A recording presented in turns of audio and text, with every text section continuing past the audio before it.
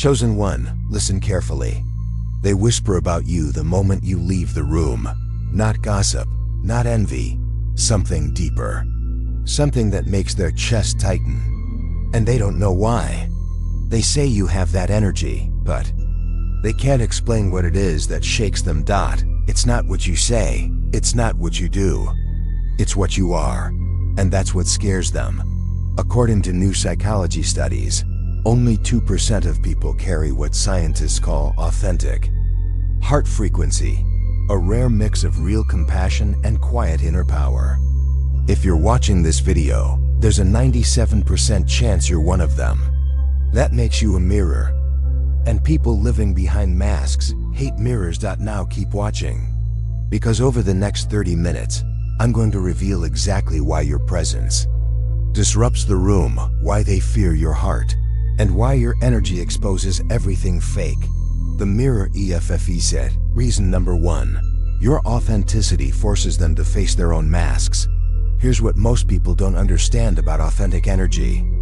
When you show up as your genuine self, no performance, no facade, no people-pleasing, you become a living mirror. And mirrors don't lie. Imagine this. You're in a room where everyone's playing a character. They're all performing the successful person, the happy family member, the confident professional. Then you walk in, not trying to prove anything, just being yourself.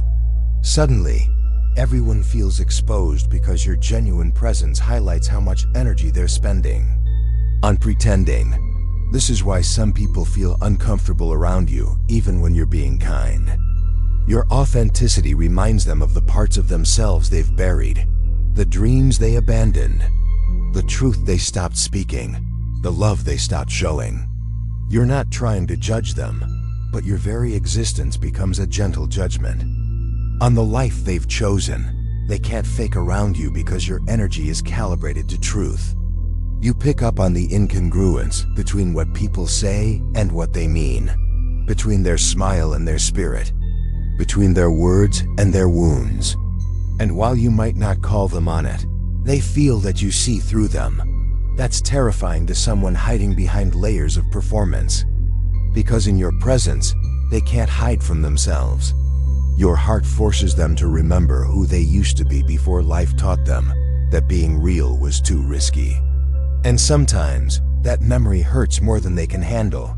The threat of healing. Reason number 2. Your healing journey threatens their victim identity. Not everyone wants to heal. I know that sounds harsh, but it's true. Some people build their entire identity around their wounds. Their trauma becomes their excuse, their shield, their reason for not growing. Then you show up, someone who's been through hell and chose to heal anyway. You become living proof that healing is possible, that growing is possible, that breaking cycles is possible. And for someone who's comfortable in their brokenness, your growth feels like an accusation. It whispers, if they can heal from that, what's your excuse? I've seen this happen countless times. Someone watches you transform your pain into wisdom, your wounds into strength, your trauma into testimony. Instead of being inspired, they become resentful. Because your healing highlights their choice to stay stuck. They might say things like, "You're different," or "You don't understand what real pain is like," or "It's easy for you." But what they're really saying is, "Your healing makes me uncomfortable with my decision to stay wounded." Your heart doesn't just carry your own healing. It carries the frequency of possibility. And to someone who's convinced themselves that change is impossible, your very existence is a threat to the story they tell themselves about why they can't grow. The power of boundaries. Reason number 3. Boundaries expose their manipulation tactics. People with manipulative tendencies can spot a strong heart from across the room, and they hate it. Because they know you won't be easy to control, gaslight, or exploit. Your boundaries aren't walls built from fear. They're gates built from wisdom. Think about the last time someone got unusually frustrated with you for saying no to something reasonable. Or when someone called you difficult for not going along with something that didn't feel right. That wasn't about you being unreasonable. That was about them running into a boundary they couldn't cross. Manipulative people are used to finding cracks in people's defenses. They look for insecurity, people-pleasing tendencies, guilt, shame, anything they can exploit to get what they want. But your heart has been tested by real fire. You know the difference between healthy compromise and self-betrayal. When they hit your boundaries, it's like running into a wall they didn't see coming. You're not mean about it. You're not harsh. You're just unmovable, and that drives them crazy, because manipulation only works on people who don't know their own worth. Your boundaries force them to relate to you as an equal, not as someone they can control. And for people who are used to getting their way through emotional manipulation, your healthy limits feel like rejection. They fear your boundaries because they expose how much of their power depends on other people having none. Hold up. If what I'm sharing is hitting home, I need you to do something right now. Hit that like button to let me know this message is reaching the right hearts. And if you're part of the 2% I mentioned earlier, the ones with authentic heart frequency, drop a heart emoji in the comments. I want to see how many of you are watching this right now. We're just getting started. The next point is going to explain why your silence is more powerful than their noise. The power of strategic silence. Reason number 4, your strategic silence makes them nervous about what you're not saying. People who live in chaos are comfortable with noise, drama, arguments, emotional outbursts. It's familiar territory where they know how to operate. But your silence? That's foreign territory, and it scares them. When you choose not to engage with their drama, not to defend yourself against their accusations, not to participate in their emotional chaos, you're wielding a power they don't understand. Your silence isn't empty. It's full of intention, wisdom, and choice. They know you see what's happening. They know you have opinions, observations, maybe even evidence. But you're not sharing it. You're not reacting. You're not giving them the emotional response they're fishing for. And that makes them wonder, what do they know that I don't know they know? Your silence forces them to sit with their own actions without the distraction of your reaction. Number 1, to blame. No one to point fingers at. Just them and the weight of what they've done. That kind of accountability is terrifying to people who are used to deflecting responsibility. They fear your silence because it's not passive, it's powerful. It's not weakness, it's wisdom. It's not emptiness, it's fullness that doesn't need to spill over to prove its depth. And in a world addicted to noise, that kind of quiet confidence is deeply unsettling. The frequency mismatch. Reason number 5, your high frequency makes their low frequency feel uncomfortable. Energy is real. You've felt it when you walk into a room and immediately know something's off. You've experienced it when certain people drain you just by being around them. Well, the reverse is also true. Your high frequency energy affects others, and not everyone can handle it. When your heart operates from love, peace, and authenticity, and someone else is operating from fear, anger, or deception, there's a frequency clash. It's like trying to tune 2 radios to different stations in the same space. There's going to be static. People operating on lower frequencies often feel agitated, defensive, or inexplicably irritated around you. Not because you're doing anything wrong, but because your presence highlights the disharmony in their own energy. Your peace exposes their chaos. Your love exposes their fear. Your truth exposes their deception. Some people will try to lower your frequency to match theirs. They'll bring up old drama, share negative gossip, or try to pull you into arguments. They're not necessarily doing this consciously. They just feel more comfortable when everyone's operating on the same low level. But you've learned to protect your frequency. You've learned that not every invitation to chaos deserves a response. And when you maintain your high frequency despite their attempts to lower it, It becomes a silent reminder of what they could be if they chose to rise instead of trying to bring others down. The accountability factor reason number 6. Your integrity forces them to confront their own lack of it. Integrity isn't just about being honest with others. It's about being honest with yourself. It's about alignment between your values and your actions, your words and your behavior, your private life and your public face. And people with true integrity are rare enough to make others uncomfortable. When you consistently do what you say you're going to do, show up as the same person in every situation, and maintain your values even when it's difficult, you create a standard that exposes everyone around you who isn't living with that same level of integrity. They might make jokes about you being too good or too perfect or too honest, but what they're really expressing is discomfort with their own compromises. Every time they see you choose the harder right over the easier wrong, it reminds them of the times they took shortcuts with their own values. People with low integrity fear people with high integrity because they never know what you might expose. Just by being yourself, not intentionally, you're not trying to call anyone out. But when someone is used to cutting corners, your consistency highlights every corner they've cut. Your integrity doesn't just affect how you live, it affects how comfortable others feel living without it. And for people who have built their lives on compromises, your unwavering standards feel like a constant, silent judgment on their choices. The healing presence reason number 7. Your healing presence brings up their unhealed wounds. There's something about a healed heart that triggers unhealed trauma in others.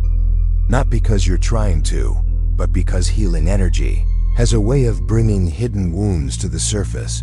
When someone has buried their pain under anger, addiction, workaholism, or any other coping mechanism, your peaceful presence can make those buried emotions start stirring. Your emotional health reminds their emotional wounds that they're still there, still unaddressed, still calling for attention. This is why some people feel inexplicably emotional around you, why they might cry for no reason or feel overwhelmed in your presence, why they might suddenly remember things they thought they'd forgotten, or feel feelings they thought they'd moved past. People who aren't ready to heal fear this triggering effect of your presence. They'd rather stay numb than feel their feelings. They'd rather stay distracted than face their pain. So your healing energy becomes a threat to the carefully constructed walls they've built around their wounds. They fear your healing presence because it reminds them that healing is possible, but it also reminds them of how much work they'd have to do to get there. And sometimes, the fear of that work is greater than their desire for freedom. I'm seeing those heart emojis in the comments, and I want you to know you're not alone in this experience. If this message is speaking to your soul, make sure you subscribe and hit that notification bell, because I share content like this regularly for people like us. The next section is going to blow your mind. We're talking about why your discernment is their biggest nightmare. The discernment teacher reason number 8. Your discernment sees through their masks before they're ready to remove them. Discernment is different from judgment. Judgment condemns. Discernment simply sees clearly. And when you've been through enough to develop real discernment, people can feel it even when you don't say anything. You pick up on inconsistencies in their stories. You notice when their energy doesn't match their words. You sense hidden agendas, unspoken resentments, and buried motivations. Not because you're looking for them, but because your spiritual sensitivity has been sharpened by experience. People wearing masks fear discerning people because they know they can't hide indefinitely. They feel exposed even when you're not trying to expose them. Your presence makes them hyper-aware of their own incongruence. They might accuse you of being too analytical, or overthinking, or seeing things that aren't there. But what they're really saying is, please stop seeing me so clearly before I'm ready to be seen. Your discernment isn't cruel, it's protective. It's wisdom earned through experience. But to someone who relies on deception to get through life, your ability to see through facades feels like a superpower they wish you didn't have. The transformation evidence reason number 9. Your transformation proves that change is possible. And that terrifies people who have given up. You are living proof that people can change. That circumstances don't have to define you. That your past doesn't have to determine your future. That healing is possible. That growth is possible. That breaking generational patterns is possible. For someone who has convinced themselves that this is just how I am, or I can't help it, or I'm too old to change, your transformation is deeply threatening. Because if you can change, what's their excuse? They watch you take responsibility for your healing, do the inner work, break unhealthy patterns, and become someone completely different from who you used to be. And while part of them is inspired, another part is terrified, because your change implies that their stagnation is a choice. People who are comfortable in their dysfunction fear people who have broken free from theirs. Your transformation challenges their victim identity, their limiting beliefs, and their excuses for staying stuck. They fear your transformation because it proves that the prison they're living in has an unlocked door. And sometimes people become so comfortable in their prison that the thought of freedom feels more terrifying than staying trapped. The unconditional love EFATOR reason number 10. Your unconditional love exposes how conditional theirs has always been. In a world where most love comes with strings attached, your unconditional love feels almost supernatural. People aren't used to being loved for who they are rather than what they do, how they perform, or what they can provide. When you love people without trying to change them, control them, or get something from them, it highlights how transactional most relationships have become. Your love doesn't fluctuate based on mood, circumstances, or what someone can do for you. This kind of love is beautiful, but it's also terrifying to people who have only experienced conditional love. They keep waiting for the other shoe to drop. They keep looking for your angle, your hidden agenda, your eventual disappointment in them. People who have never experienced unconditional love often don't know how to receive it. They might push you away, test your limits, or sabotage the relationship because they can't believe someone could love them without conditions.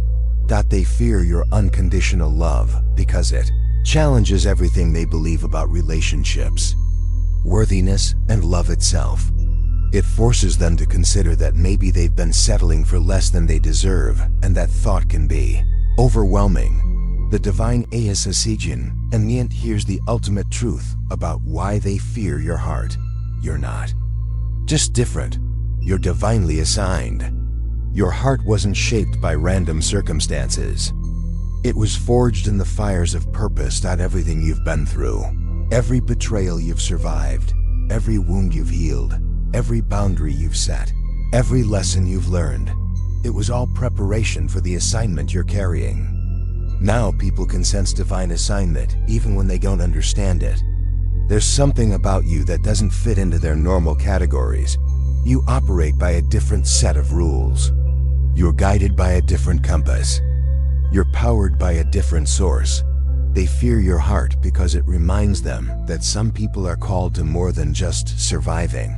They're called to thriving, healing, and elevating everyone around them. And that calling can't be faked, bought, or copied. So when they whisper about your heart, when they say you're different, when they can't quite put their finger on what makes you special, know this: they're witnessing divine design in human form. And that's not something to minimize. That's something to celebrate. If this message is spoken to your soul, if you recognize yourself in these words, if you finally understand why your heart makes others uncomfortable, I want you to know you're exactly where you're supposed to be. Don't dim your light to make others comfortable. Don't shrink your heart to fit their small containers. Don't apologize for being authentically, powerfully, divinely you. Subscribe for more content that speaks to your soul. Share this with someone who needs to hear it, and remember, your heart isn't too much. The world just isn't used to enough. God bless your beautiful, powerful, chosen heart.